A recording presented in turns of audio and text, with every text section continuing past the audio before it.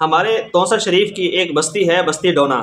تو یہاں بستی ڈونا میں ایک فقیرنی ہے جو حساب کتاب کرتی ہے. کسی کی کوئی چیز گم ہوئی کھوئی ہوئی ہو تو اس کو کیسے واپس لانا ہے اس کے لیے حساب کرتی ہے، یا بتاتی ہے کہ بھئی آپ کی چیز کہاں گم ہوئی ہے، یا اس وقت کہاں پڑی ہے، آپ کہاں جا کے تلاش کریں، یا کس نے آپ کی یہ چیز چرائی ہے، یا میاں بیوی کے درمیان ناچاکیوں کا مسئلہ ہے، اولاد کا مسئلہ ہے. تو اس طرح کے مسائل کا حل اس ایک باجی کے پاس جو بستی ڈونا کی رہائشی ہے. ہمارے علاقہ توسر شریف سے تعلق رکھنے والے اکثر مرد و خواتین جانتے ہوں گے اس کو، اور شاید کئی بار یا کم سے کم ایک بار چکر بھی لگا چکے ہوں گے، اور اس کا حلیہ، اس کا طریقہ کار، اس کے پاس لوگوں کا ہجوم سب کچھ دیکھ چکے ہوں گے.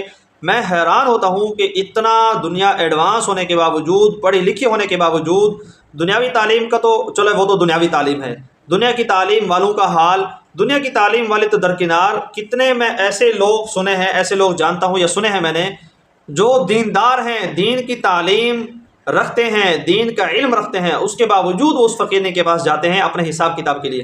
دیکھیں پریشان اور مجبور بندہ ویسے تو ہر جگہ چکر لگاتا ہے، شاید میری کھوئی ہوئی چیز مل جائے، شاید میری یہ مصیبت، یہ بیماری ان کے صدقے دور ہو جائے. لیکن شریعت کی طرف ہم نہیں دیکھتے، قرآن و حدیث کی طرف ہم بالکل نہیں دیکھتے کہ بھئی اس حوالے سے قرآن و حدیث ہماری کیا رہنمائی کرتا ہے. دیکھیں صاف صاف پکا خالص عقیدہ ہے ہر مسلمان کا کہ غیب کا علم اللہ کے سوا کوئی نبی بھی نہیں جانتا، کوئی ولی بھی نہیں جانتا. اور یہ کیا چیز ہے؟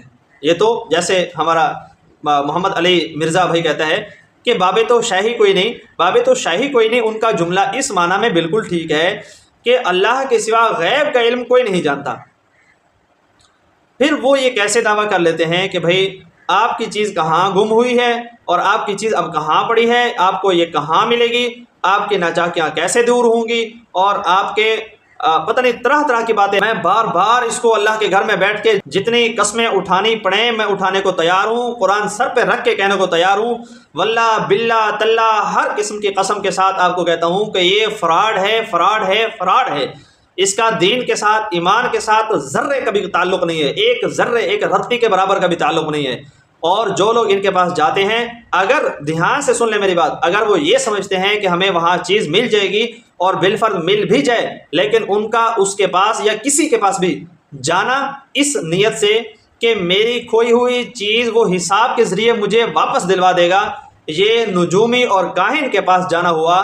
جیسا کہ پہلے زمانے میں یا اب بھی ہیں نجومی اور کاہن کے نام سے بعض لوگ جو کہتے ہیں. نجومی کا مطلب یہ ہوتا ہے کہ ستارہ دیکھ کے یا ہاتھ کی لکیریں دیکھ کے بتاتے ہیں کہ بھئی تمہارا نصیب کتنا ہے، تمہاری اولاد کتنے ہیں، تمہاری شادی ہوگی نہیں ہوگی، تمہیں رزق کتنا ملے گا، تمہاری موت کب آئے گی. یہ سارے معاملات وہ ستارہ دیکھ کے یا اس طرح ڈھکوسلے لگاتے ہیں. اور کاہن کا مطلب بھی یہی ہے کہ وہ غیب کی خبریں لوگوں کو بتاتا ہے کہ بھئی تمہارے ساتھ اب یہ ہوگا، یہ ہوگا، فلاں فلاں فلاں.